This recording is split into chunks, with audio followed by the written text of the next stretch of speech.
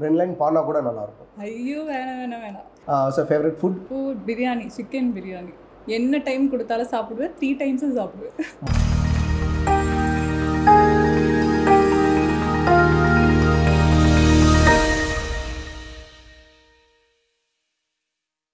Cinema star channel நேயர்களுக்கு வணக்கம். இன்றைக்கி நம்ம கூட வந்து பார்த்திங்கன்னா ஒரு பியூட்டிஃபுல்லான ஒரு டீம் இருக்காங்க. எஸ், வடச்சென்னை இந்த ஒரு படம் வந்து பார்த்திங்கன்னா இந்த பேருக்கே வந்து பயங்கரமாக போச்சு. பிகாஸ் அதுக்கப்புறம் வந்து பார்த்திங்கன்னா ஒரு சூப்பரான டைட்டில் இப்போ ஒரு படம் ரிலீஸ் ஆகிருக்கு, தென் சென்னை. பிகாஸ் வடச்சென்னையில் உள்ள கதாபாத்திரத்தை பார்த்துருப்பீங்களே, இந்த படத்தில் வந்து பார்த்திங்கன்னா தென் சென்னையில் உள்ள கதாபாத்திரத்தை நீங்கள் ரொம்ப இன்ட்ரெஸ்டிங்காக பார்க்கலாம். பிகாஸ் அப்படியாப்பட்ட ஒரு படத்தை தான் வந்து ரங்கான்ற ஒரு டேரக்டர், ஸோ நியூ கம்மர், அவரே வந்து பார்த்திங்கன்னா இந்த படத்தில் லீட் பண்ணியிருக்காரு. ஸோ ஃபேண்டாஸ்டிக்காக எடுத்திருக்காங்க. ஒரு டிஃப்ரெண்ட் ஸ்டோரி.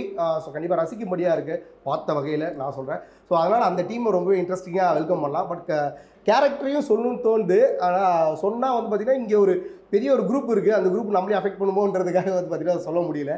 பட் இருந்தாலும் எஸ்கேன்னு சொல்லவா, இல்லை உங்கள் நேமே சொல்லவா, இல்லை டோட்டலாக டீம்னு சொல்லிடுவா? வச்சன், யா.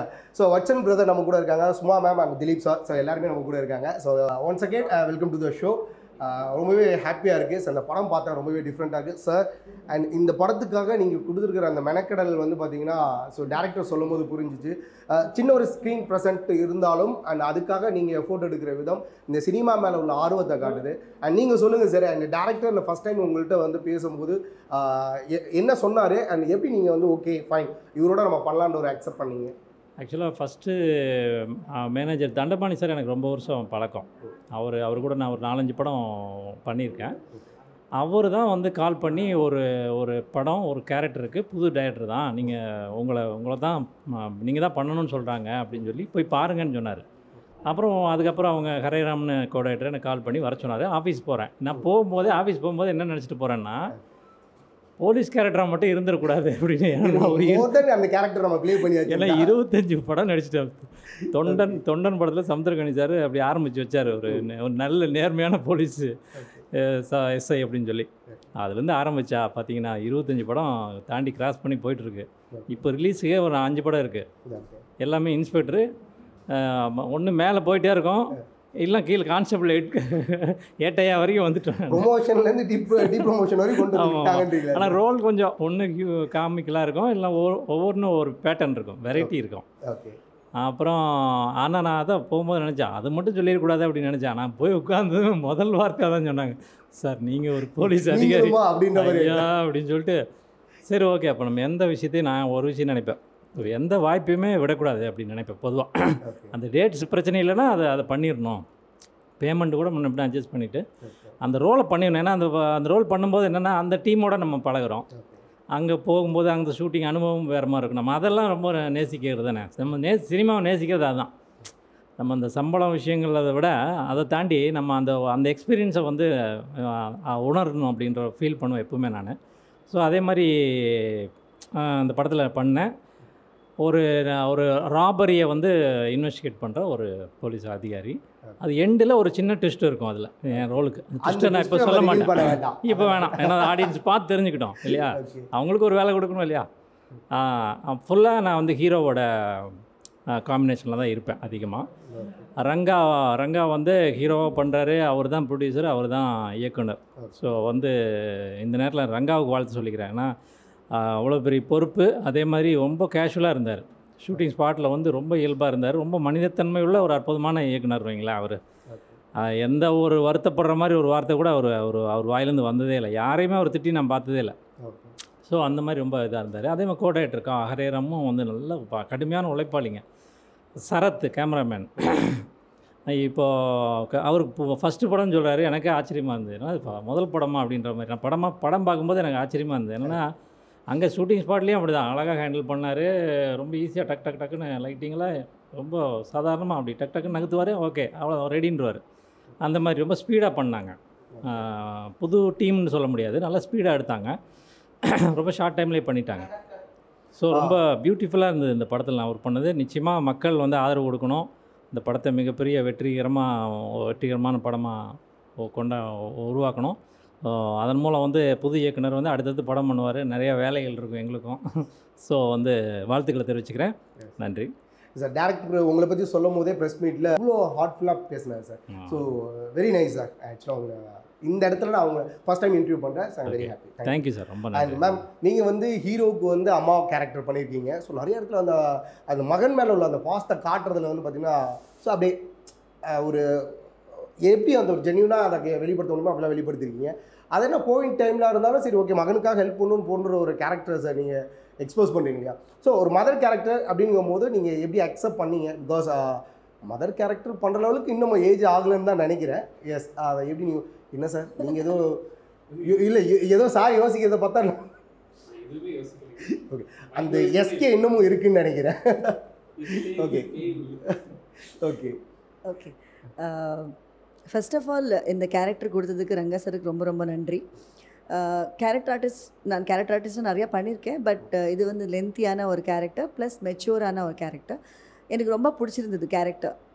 சார் ஆஃபீஸ் கூப்பிட்டதும் நான் போய் ஆடிஷன் பண்ணதும் எனக்கு இந்த கேரக்டர் ரொம்ப பிடிச்சது. அதனால I don't mind the age. It's okay. ஏன்னா நம்ம வந்து ஆர்டிஸ்ட்னால் என்ன, நம்ம ஆர்ட் தானே more important than like as an artist. நம்ம ஆர்ட் தான் ஜாஸ்தியாக இது பண்ணணும் இல்லையா? ஸோ எனக்கு ஆர்ட் தான் ஜாஸ்தி ஃபீல் ஆகுது. Like you should give more value to the art than the artist அப்படி. ஸோ அதனால ஐ accepted it and I really enjoy doing that part. அதில் அந்த க்யூட்டான ஒரு அம்மாக்கும் ஒரு பையனுக்கும் இருக்கிற ஒரு ரிலேஷன். ஆமாம், it was very nice working with sir. It was very nice. Okay. So brother ஆக்சுவலாக டேரக்டருக்கு உங்கள் மேலே வந்து மிகப்பெரிய ஒரு கோவம் இருக்குதுன்னு நினைக்கிறேன். பிகாஸ் யார் கூடலாம் கோத்து விடக்கூடாதோ அவங்க கூடலாம் கோத்து விடுற மாதிரி உங்களோட character name so SK. But ஆனால் அந்த கேரக்டர் நான் எக்ஸ்போஸ் பண்ண விருப்பப்படல. நீங்களே சொல்லிவிடுங்க இது இந்த ஸ்டோரி உங்கள்கிட்ட நான் ரைட் பண்ணும்போது என்ன திங்க் பண்ணீங்க? பிகாஸ் இப்போ சிவகார்த்திகேயனோட ஃபேன்ஸ் ஒரு பெரிய லெவலில் இருக்காங்க, படம் பார்ப்பாங்க. ஸோ இல்லை அதான் அவர் கேரக்டர் சொல்லும் போது கேரக்டராக பிடிச்சிருந்துச்சி. அவர் கதை சொன்னார், கதை சொல்லிட்டு என்ன கேரக்டர் பண்ணுறோம் அப்படின்னு சொன்னார். முதல்ல வாசு சார் தான் தேங்க் பண்ணணும். டர்மரிக் மீடியா அவர் தான் வந்து என்னையும் ரங்காவையும் கனெக்ட் பண்ணி விட்டு நல்ல டீம் இருக்குது போய் படம் பண்ணுங்கன்னு சொன்னார். நல்ல டீம், கதையை கேட்டு பாருங்கள், பிடிச்சா பண்ணுங்க அப்படின்னு சொன்னார். இவரும் சொல்லிவிட்டு அதுக்கு முன்னாடி இவர் என்னோடய படம் பார்த்துருந்தார். காய்மை கடுக்குன்னு ப்ரைமில் இருக்குது, அதோட படம் பார்த்துட்டு தான் உங்களை கூப்பிட்றேன் அப்படின்னாரு. ஸோ அதில் நான் பண்ண கேரக்டரில் லீடாக பண்ண வேறு மாதிரி இருக்கும். இதில் வந்து அவர் வில்லன்னு சொல்லும் போது ஃபஸ்ட்டு எனக்கு சந்தோஷமாக தான் இருந்துச்சு. ஏன்னா ரொம்ப கம்மி பேர் தான் வந்து என்ன நெகட்டிவாக பார்க்க ட்ரை பண்ணுறாங்க. அதில் எனக்கு சந்தோஷமாக இருந்தது. கேரக்டர் கேட்டேன், ரொம்ப சந்தோஷமாக இருந்தது. கடைசியாக எல்லாம் சொல்லிவிட்டு ஸ்கிரிப்ட் காமிச்சார், படித்தேன். எல்லா இடத்துலையும் எஸ்கே எஸ்கே எஸ்கேன்னு நான் கேட்டேன் இது வந்து படத்துக்கு வில்லனா இல்லை எனக்கு நானே வில்லனா எனக்கு தெரியல. நீங்கள் அது மட்டும் கொஞ்சம் நான் கேட்டேன், எஸ்கே கண்டிப்பாக வேணுமா அப்படின்னாரு. அவர் சொன்ன அதுக்கு ஒரு லாஜிக்கலான ஒரு ரீசன் வச்சுருக்கார், ஏன் அப்படி பேர் வச்சுருக்கார் அப்படின்னு. ஏன்னா ஆப்வியஸாக உங்களுக்கு என்டர்டெயின்மெண்ட் பிடிக்கும்னா எஸ்கே பிடிக்கும். அப்படி அந்த மாதிரி எனக்கும் தான். ஸோ ஒரு என்டர்டெயின்மெண்ட்டை விரும்புகிறோம் அப்படின்னா எஸ்கே சிவகார்த்திகேயன் சார் மாதிரி ஒரு பர்சனை ஸ்க்ரீனில் பார்க்க நம்ம சந்தோஷமாக தான் இருக்கும். ஸோ இது நான் வந்து அந்த சந்தோஷத்தை மட்டும் நான் எடுத்து என் பேரில் வச்சுட்டு தான் நான் நினச்சிக்கிறேன். அவ்வளோதான், வேறு எந்த ஒரு இதுவும் அவர் இன்டென்ஷன்லேயும் இல்லை. நான் கேட்டு பார்த்துட்டேன், அதனால் என் இன்டென்ஷன்லேயும். ஓகே. ஸோ காமனாக உங்கள் 3 பேருக்குமே இந்த கேள்வி போகிறோம். ஸோ டேரக்டர் இவர் வந்து ஒரு ஃபஸ்ட்டு படம் ஒரு ரைட் அண்ட் டைரக்ட் பண்ணியிருக்காரு அண்ட் மெயின் லீட் பண்ணியிருக்காரு. இதில் அவர் டேரக்டராக ஜெயிச்சிருக்காரா இல்லை ஒரு ஹீரோவாக ஜெயிச்சிருக்காரா? நான் என்ன கேட்டால் அவர் வந்து ஒரு ஃபிலிம் பர்சனாலிட்டியாக ஜெயிச்சிருக்காரு. ஏன்னா அவர் உள்ளே வரும்போது டைரக்ட் பண்ணணும்னு வந்திருக்காரு, ப்ரொடியூஸ் பண்ணியிருக்காரு, இப்போ டிஸ்ட்ரிபியூஷன் வரைக்கும் கொண்டு போயிருக்காரு, நடிச்சிருக்காரு.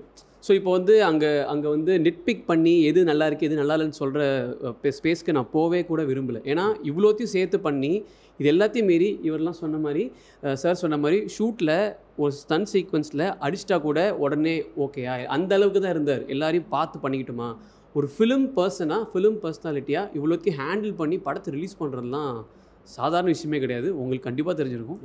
அந்த விஷயத்தில் அவர் ஒரு ஃபிலிம் பர்சனாலிட்டியாக ஜெயிச்சிருக்காருன்னு தான் எனக்கு தோணுது. அண்ட் மேம் நீங்கள்? அவர் எல்லாத்தையும் சொல்லிட்டார்.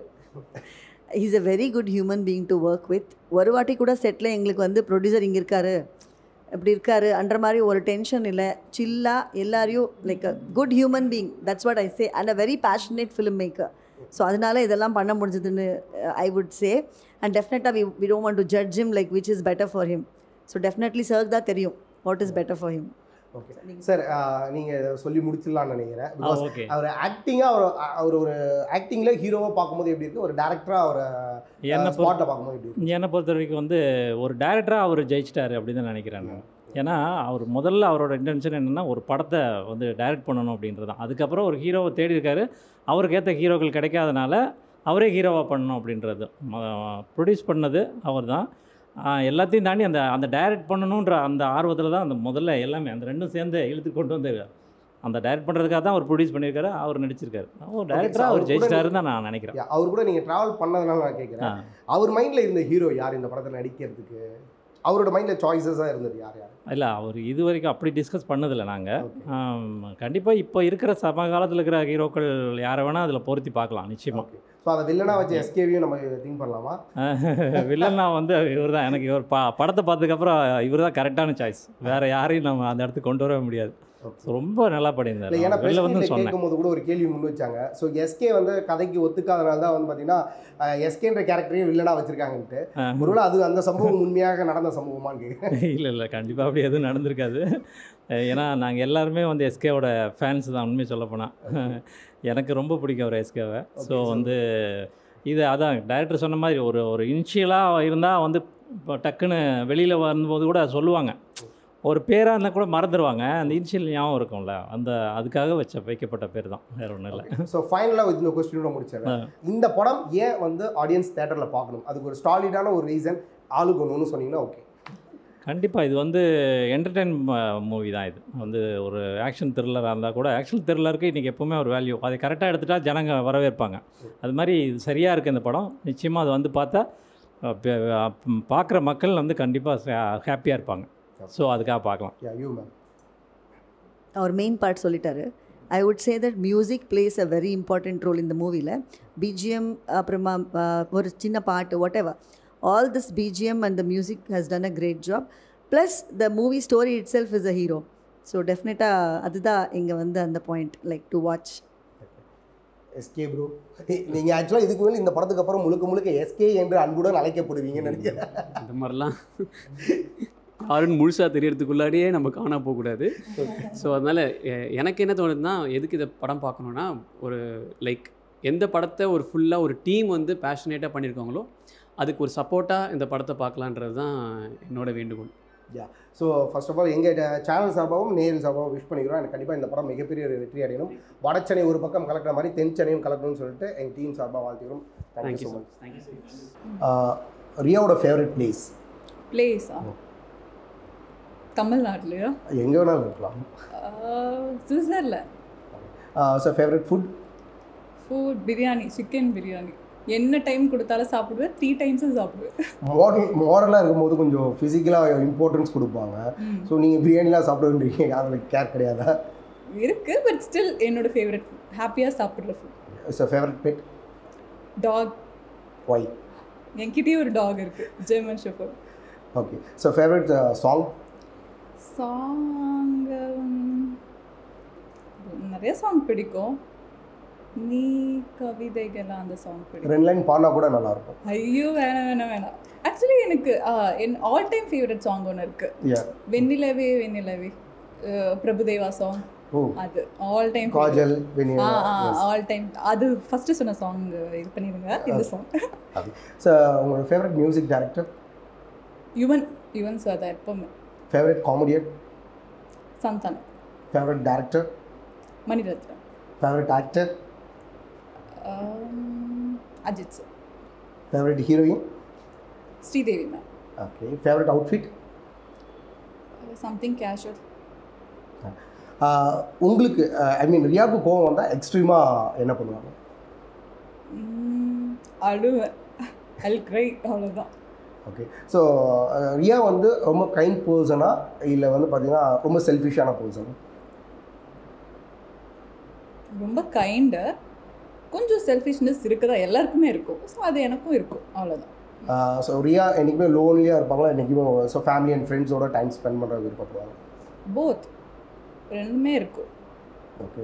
ஸோ இன்கேஸ் ரியாவுக்கு வந்து ஃப்யூச்சரில் பட வாய்ப்பு இல்லை அப்படின்னா ஸோ என்ன அடுத்து அவங்களோட ப்ரொஃபஷனல் கெரியராக சூஸ் பண்ணுவாங்க? பிஸ்னஸ் பண்ணு. என்ன பிஸ்னஸ்? Clothing business. ஓகே.